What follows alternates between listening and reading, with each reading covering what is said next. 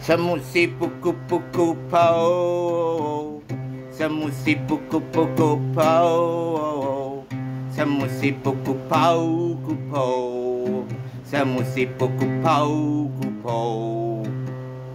Tiga serangga ini bisa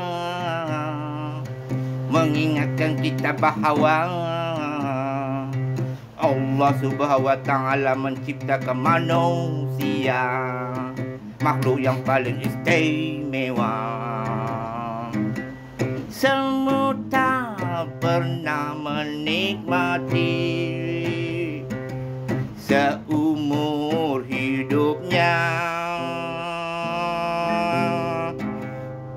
mengecapi buayan mimpi,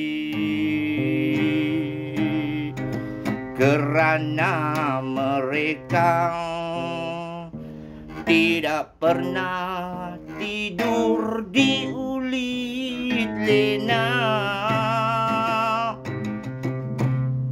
Siput pula spesies serangga yang bisa tidur hingga 3 tahun lamanya.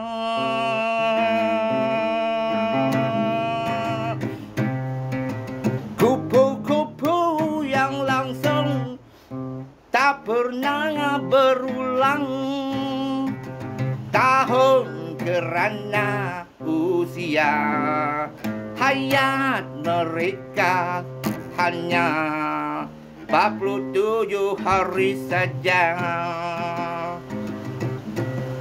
Semua siput kupu-kupu, semua siput kupu-kupu. Kesimpulannya, andai hari ini kita lupa untuk mengeluh bermakna, kita akan ingat arti dan rasa mensyukuri.